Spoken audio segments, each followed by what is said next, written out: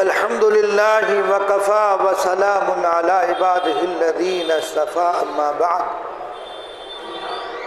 قال رسول اللہ صلی اللہ علیہ وسلم من رأى منکم منکرا فلیغیر بیدہ فإن لم يستطع فبلسانه فإن لم يستطع فبقلبه وذلك أضعف الإيمان رواه مسلم وقال رسول الله صلى الله عليه وسلم ما من رجل يكون في قوم يعمل فيهم بالمعاصي يقدرون على أن يغيروا عليه فلا يغيروا إلا أصابهم الله بعذاب من قبل أن يموتوا أو كما قال عليه الصلاة والسلام۔ یہ جو دو روایتیں میں نے آپ کے سامنے پڑھی ہیں، یہ دونوں روایتیں آج کے خطبے میں آئیں گی۔ اللہ کے رسول صلی اللہ علیہ وسلم نے ارشاد فرمایا کہ تم میں سے کوئی اگر کسی برائی کو دیکھے، یعنی کوئی برا عمل ہوتا ہوا دیکھے کہ کوئی شخص برا کام کر رہا ہے، برائی میں مبتلا ہے، تو اب تمہارا فریضہ کیا بنتا ہے؟ تمہارا فریضہ یہ بنتا ہے کہ اگر تم اس کو روکنے کی طاقت رکھتے ہو ہاتھ سے تو روک دو۔ من رأى منکم منکرا فلیغیر بیدہ، اگر تم طاقت کے بلبوتے پر روک سکتے ہو تو اس کو روکو طاقت سے۔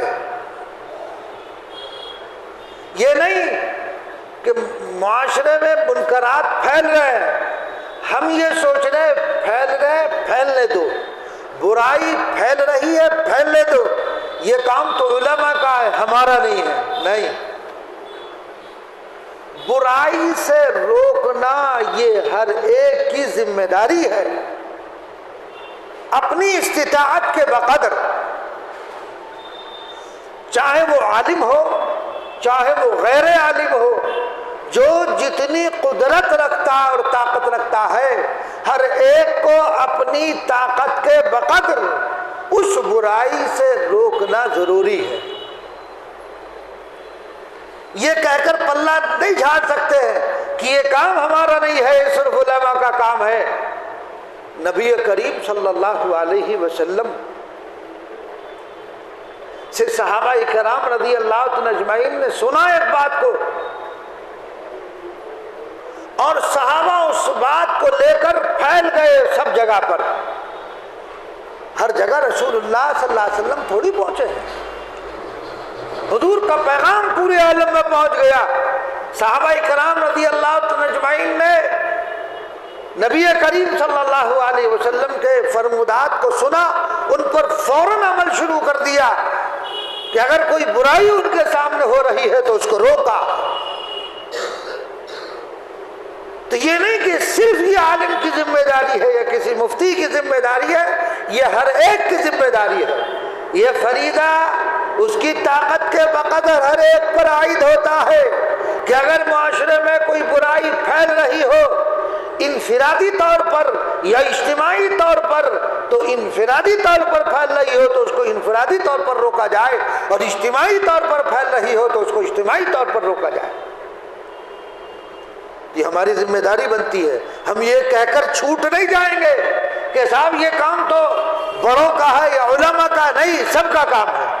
تو اللہ کے رسول صلی اللہ علیہ وسلم نے فرمایا کہ تم میں سے جب کوئی کسی برائی میں کسی کو مبتلا دیکھے، اگر تم ہاتھ سے روکنے کی طاقت رکھتے ہو تو تم اس کو ہاتھ سے روک دو۔ یعنی مراد صرف ہاتھ ہی نہیں، یعنی قوت سے اگر روک سکتے ہو تو آپ اس کو اپنے طاقت کے بلبوتے پر اس کام کو روک دو۔ اور اگر آپ یہ دیکھ رہے ہیں کہ طاقت سے نہیں روکا جا سکتا، یہ روکا جا سکتا ہے لیکن فتنے کا اندیشہ ہے، ایک بڑا فتنہ پیدا ہو سکتا ہے،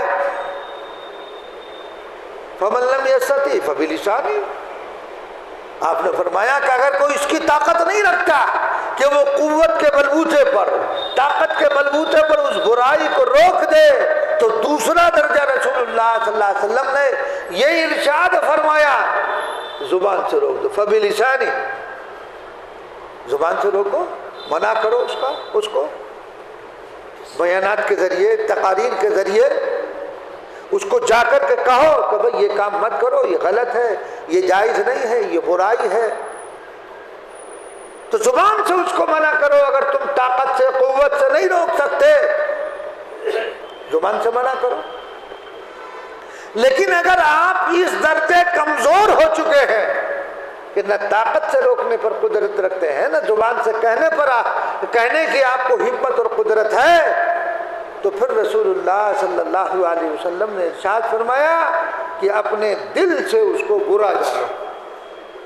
یہ تو ہر شخص کر سکتا ہے کہ بھئی یہ جو کام ہو رہا ہے یہ غلط ہے، برا تو سمجھو اس کو۔ اسی کو حدیث میں فرمایا گیا ذالک اضعف الایمان، یہ ایمان کا کمزور ترین درجہ ہے۔ اتنا تو ہر ایک کر سکتا ہے کہ اگر ہاتھ سے نہیں روک سکتا، قوت سے نہیں روک سکتا، تو زبان سے روکے، اور اگر زبان سے بھی نہیں روک سکتا، فتنہ اور فساد کا اندیشہ ہے، تو کیا کرے؟ اس عمل کو دل سے برا جانو کہ یہ عمل ناجائز ہے۔ مگر کہاں جان رہے برا؟ یہ بھی نہیں کر رہے، اس پر بھی عمل نہیں، اس پہ بھی عمل نہیں، بلکہ اس برائی کو استحسان کی نظر سے دیکھا جاتا ہے۔ بیٹا داڑھی کٹا رہا، کبھی منع کیا باپ نے؟ خوش ہو رہا میرا بچہ اسمارٹ لگ رہا ہے نا، استحسان کی نظر سے دیکھ رہا کہ میرا بچہ بڑا اسمارٹ ہے۔ کبھی ایک مرتبہ باپ کی توفیق نہیں ہو کہ اس کو ڈانٹ دے اور اس کو کہہ دے، وہاں کون سی چیز مانے ہے؟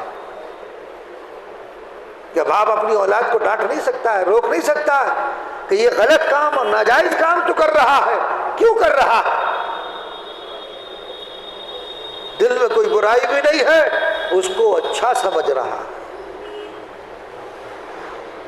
تو پھر جب تم اچھا سمجھو گے تو تم بھی گناہ میں ملوث ہو گئے۔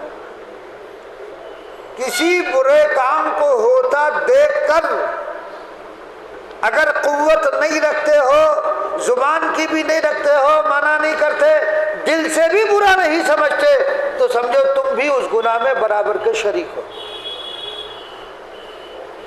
اس لیے کہ حدیث میں ہے، اللہ کے رسول صلی اللہ علیہ وسلم نے ارشاد فرمایا، کلکم رائن و کلکم مسئول عن رعیتہ،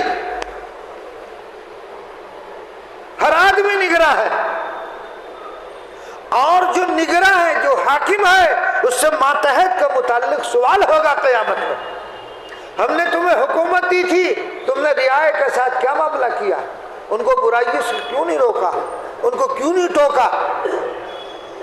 بیوی سے شوہر کا متعلق سوال ہوگا، یہ تمہارے ماتحت تھی، یہ برائی میں مبتلا تھی، تم نے کیوں نہیں روکا؟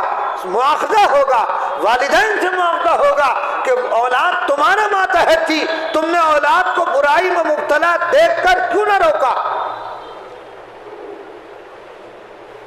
تو سوال ہوگا قیامت میں۔ تو نگراں ہے ہر ایک اپنے ماتحت پر، جو تمہارے ماتحت آتا ہے تم ان پر نگراں ہو۔ اگر تم نے ان کی اصلاح میں کوتاہی کی تو خداوند قدوس کے یہاں تم سے سوال ہوگا کہ کیوں نہیں تم نے ان کی نگرانی کی، کیوں نہیں تم نے ان کو منع کیا۔